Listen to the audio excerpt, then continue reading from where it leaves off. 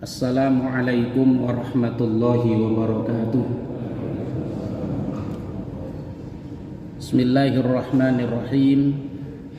Alhamdulillahi rabbil alamin. Wassalatu wassalamu ala anbiya'i wal mursalin Sayyidina wa habibina wa syafi'ina wa qurrati a'yunina Muhammadin wa ala alihi wa sahbihi ajma'in, amma ba'du. Fa inna asdaqal hadithi kitabullah wa khairul huda Muhammadin sallallahu alaihi wasallam wa syarru umuril muhdatsatuha wa kullu muhdatsatin bid'ah wa kullu bid'atin dhalalah wa kullu dhalalatin finnar. Wa bisanatil mutassili ilal imamil muallifi rahimallahu ta'ala wa nafa'ana bi ulumihi fid dharaini amin. Qala wa fi riwayatin layantahina aqwamu an wad'ihim al-jum'ata aw liyakhtamanna Allahu ala qulubihim thumma layakunanna minal ghafilin. Wa fil hadisi man taraka salasa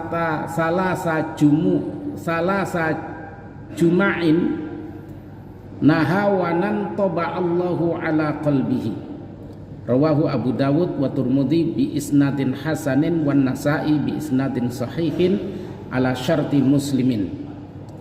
Idza arafta hadza famin syuruti wujubiha al-islamu lama taqaddama fi kitabis sholati. Hadirin sekalian, bapak-bapak, ibu-ibu yang dimuliakan Allah, ada satu riwayat lagi dari Rasulullah Sallallahu Alaihi Wasallam yang menjelaskan bahwasannya sholat Jumat itu memang benar-benar wajib, tidak boleh ditinggal. Apa hadis Nabi itu? Kata Rasulullah, layantahiyanna aqwamun, dan janganlah sampai mencegah itu kaum, sekelompok orang, an wada'ihim al-jum'ata, jangan sampai benar-benar menghentikan mereka itu terhadap sholat Jumat. Jadi Rasulullah Shallallahu Alaihi Wasallam menyampaikan kita kepada umat Islam nih Pak, jangan sampai menghentikan sholat Jumat. Atau kalau tidak artinya kalau sholat Jumat itu benar-benar dihentikan, aula yahtamannallahu ala qulubihim, atau Allah akan menutup hati mereka, summa layakunanna minal ghafilin, dan kemudian mereka termasuk dalam kelompok orang-orang yang lupa, artinya melalaikan sholat Jumat itu. Jadi kenapa? Karena memang ditutup hatinya oleh Allah. Kalau ditutup hatinya oleh Allah, ini jangan-jangan kita ini termasuk golongan orang kafir yang kemarin tafsir yang kita bahas itu. Khatamallahu ala qulubihim wa ala sam'ihim wa ala absarihim ghisyawatun walahum adzabun adzim. Jadi orang kafir itu Pak ditutup hatinya oleh Allah, sehingga mereka dikasih peringatan, tidak dikasih peringatan sama saja. Innalladzina kafaru sawa'un 'alaihim a'anzartahum am lam tunzirhum la yu'minun. Sesungguhnya orang-orang yang ingkar itu dikasih peringatan atau sama sekali tidak dikasih peringatan, sama saja. Mereka tidak akan beriman kepada Allah. Loh, kenapa Allah juga mengancam akan menutup hati orang-orang yang telah meninggalkan sholat Jumat? Karena memang sholat Jumat itu merupakan kewajiban yang gak boleh ditinggal kecuali sakit atau sedang safar. Kalau kita sakit misalkan nggak mungkin untuk melakukan sholat Jumat, ya sudah, darurat namanya itu. atau mungkin kita dalam keadaan safar berpergian, ya boleh, nggak apa-apa.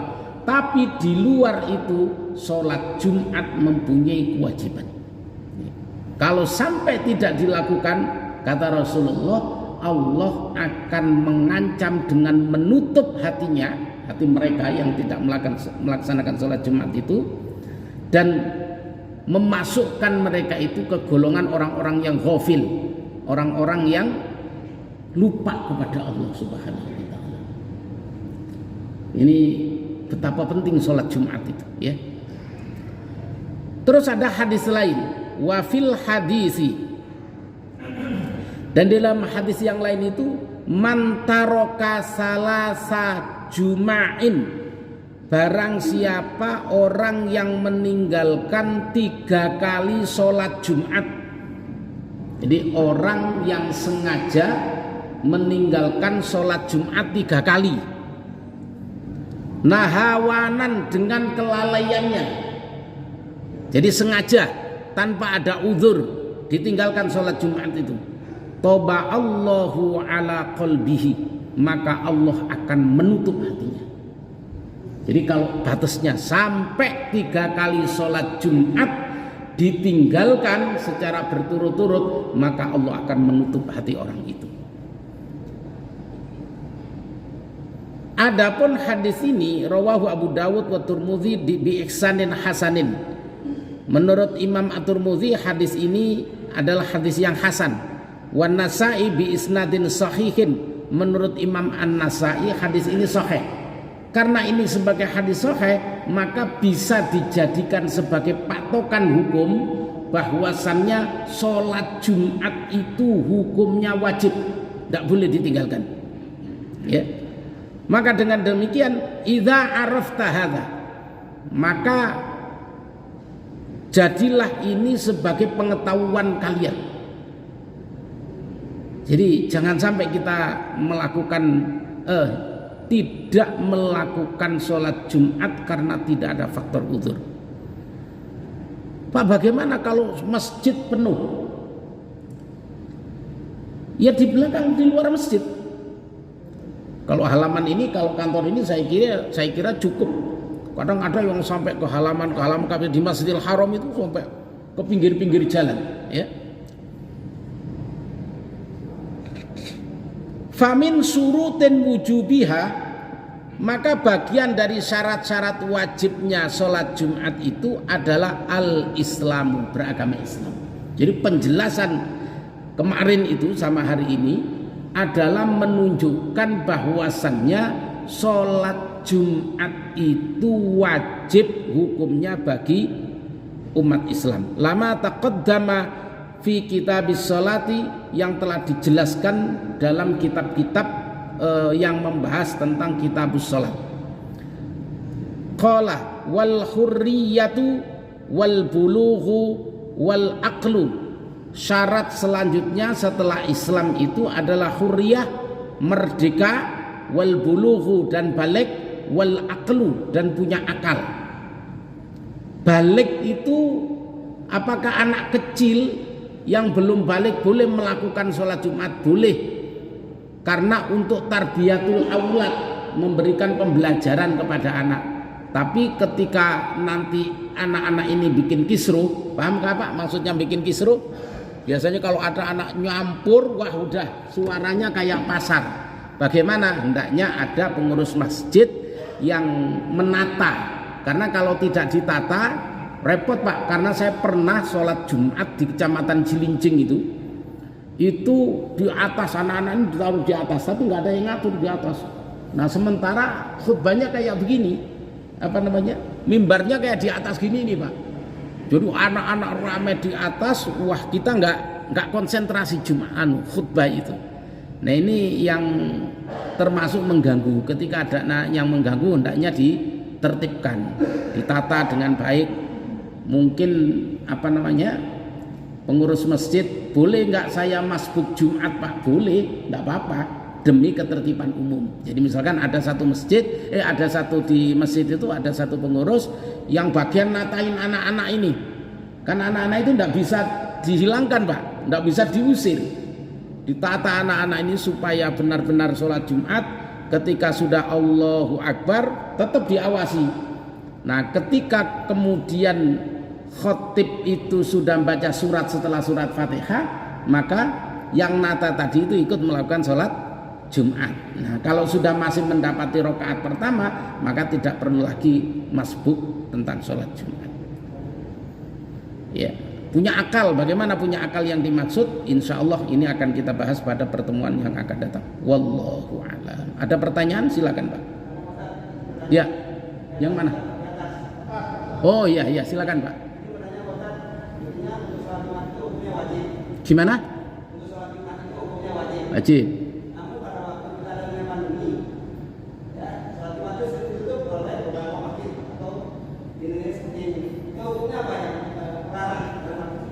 Ya, bagaimana hukumnya sholat Jumat ketika pandemi seperti kemarin?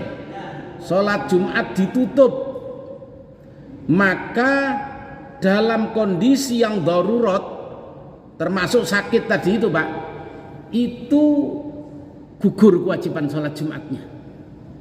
Jadi ini sudah dijadikan fatwa oleh Majelis Ulama, kemudian saya itu di Komisi Fatwa MUI. Jadi ketika ada penyakit yang susah dilihat dan itu menyebar menjadi sebuah wabah dan akan membahayakan orang ketika orang itu saling berdekatan, maka sholat Jumat itu orang itu dianggap semuanya itu sakit, maka dengan demikian gugurlah kewajiban sholat Jumat. Jadi seperti pandemi kemarin itu, kita berapa bulan Pak Irianto enggak melakukan sholat Jumat itu? 5 bulan ya, gitu. Itu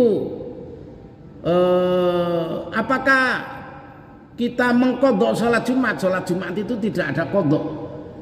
Dan semuanya nggak enak Pak. Kita biasanya sholat Jumat terus nggak sholat Jumat diganti sholat zuhur, itu nggak enak. Semuanya, nggak cuman Bapak, saya sebagai ustadz, sebagai khotib juga nggak enak, ya kan? Jadi terbiasa sholat Jumat kemudian tidak sholat Jumat. Jadi dalam kondisi yang seperti ini orang tersebut dihukumi marot atau marit itu sakit, ya, dihukumi sakit. Karena ndak bisa terdeteksi kita ini sakit atau tidak pernah terdeteksi, gitu. Maka untuk menghindari penyebarannya diputuskan bahwasannya sholat Jumat itu gugur kewajibannya pada saat itu. Bagaimana kalau umpamanya ada dalam satu daerah orang itu daerahnya hijau, sudah nggak ada yang kena, ya wajib, kembali wajib. Gitu Pak, kira-kira ya. Ya. Ada lagi? Monggo. Waalaikumsalam. Salat apa Pak? Ya. Salat Jumat bagi wanita itu hukumnya sunnah. Jadi kalau mereka melaksanakan jawas boleh dan mendapatkan pahala sunnah. Tapi orang perempuan yang melaksanakan sholat Jumat itu wajib melakukan sholat zuhur.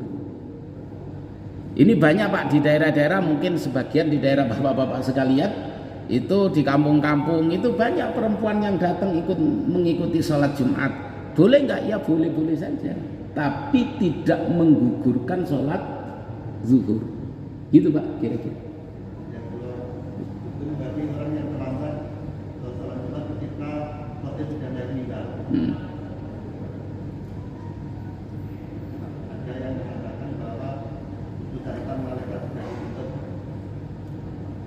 Apa Pak?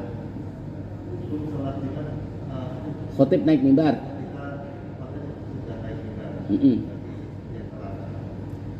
Jadi boleh sahkah sholat Jumat orang yang datang ke sholat Jumat sementara khotib naik mimbar? Sah, hukumnya sah. Ketika masbuk saja hukumnya sah. Cuman ya itu tadi Pak, kalau kiai-kiai di kampung-kampung kita itu kan kalau sholat Jumat ada Sri Sof yang paling depan, pahalanya adalah apa itu Pak? onta. Soft belakangnya pahalanya sapi, soft belakangnya lagi pahalanya kambing, soft ketiga, soft keempat pahalanya apa? Ayam. Soft kelima belakangnya telur, soft keenam belakangnya ya telur pecah. Nah soft ketujuh nggak ada lagi pahalanya sudah. Ini sebenarnya gini Pak, kiai-kiai kita dulu itu menyampaikan seperti ini untuk memudahkan bagaimana pahala ibadah. Ya, jadi orang yang paling depan itu pahalanya sangat besar. Apakah itu onta ya? Wallahu a'lam bishawab ya. Jadi dikasih gambarannya onta, terus belakangnya sapi, belakangnya lagi kambing, belakangnya lagi ayam. Lah kalau softnya sampai 100, setelah soft ketujuh kesananya nggak ada pahalanya gitu. Cuman intinya bahwasannya sahnya sholat Jumat itu ketika masih mendapati khotib melakukan sholat. Jadi umpamanya begini, ada khotib sudah tahiyat akhir tuh, kemudian ada makmum sholat Jumat, makmum datang, kemudian sholli fardhol Jum'ati rak'ataini mustaqbilal kiblati makmuman lillahi ta'ala Allahu Akbar, kemudian langsung duduk. Ketika duduk plek, terus khotib assalamualaikum warahmatullah, assalamualaikum warahmatullah. Sah nggak orang yang makmum masbuk tadi itu? Sah. Artinya dia sudah termasuk golongan orang yang melakukan sholat Jumat. Jadi kalau mamanya bapak-bapak sedang rapat, di sini khotib naik mimbar, ya sudah biarkan saja khotib naik mimbar, bapak-bapak percepat selesainya. Ketika baru selesai khotib sudah sholat, ya sudah datang aja ke masjid. Jadi tidak ada istilah wah khotib sudah sholat, sudah tanggung, tidak usah melakukan sholat Jumat sekalian. Nah ini salah sebenarnya. Jadi datang aja, kejar itu sholat Jumat. Andaikan khotib sudah tahiyat akhir, kemudian bapak Allahu Akbar masbuk, kemudian khotib assalamualaikum, bapak tinggal melakukan masbuk sholat Jumat. Begitu kira-kira ya. Ada lagi? Silakan Pak.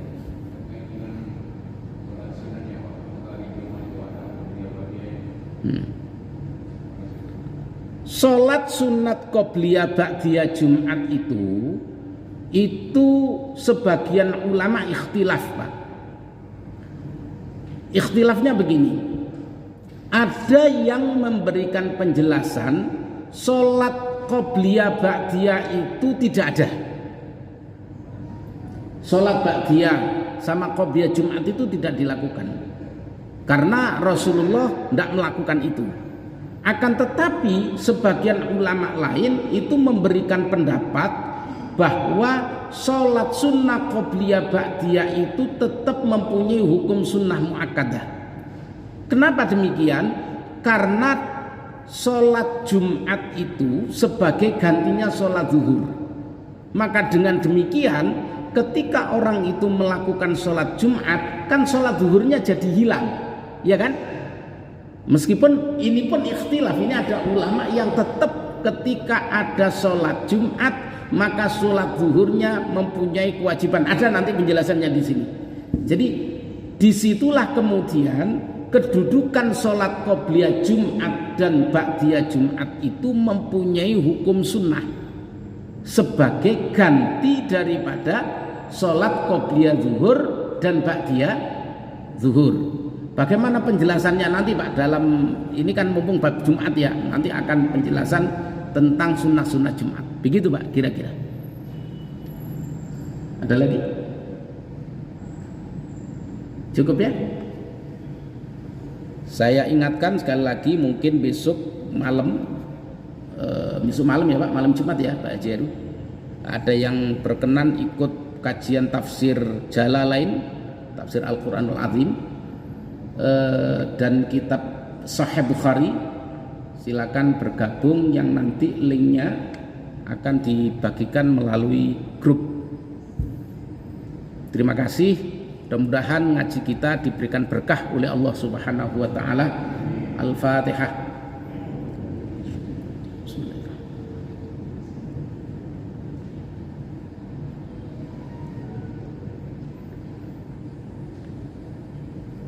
Alhamdulillahi Rabbil Alamin, hamdan yuwafi ni'amahu wa yukafi'u mazidah. Ya Rabbana lakal hamdu wa lakal syukru wa lakal mulku kama yanbaghi li jalali wajhikal karimi wa azimi sultanik. Allahumma salli ala sayyidina Muhammadin al-fatihi lima ughliqa wal khatimi lima sabaq, nasiril haqqi bil haqqi wal hadi ila siratikal mustaqim, wa ala alihi wa sahbihi haqqa qadrihi wa miqdaril azim. Allahumma iftah alaina bi futuhil arifin, Allahumma iftah alaina bi futuhil arifin, Allahumma iftah alaina bi futuhil arifin, Allahumma a'inna ala dzikrika wa syukrika wa husni ibadatik. Rabbana atina fid dunya hasanah wa fil akhirati hasanah wa qina adzaban nar. Rabbana taqabbal minna innaka antas samiul alim wa tub alaina innaka antat tawwabur rahim. Bi fadli subhana rabbika rabbil izzati amma yasifun. Salamun alal mursalin walhamdulillahi rabbil alamin. Terima kasih. Wallahul muwaffiq ila aqwamit thoriq. Assalamualaikum warahmatullahi wabarakatuh.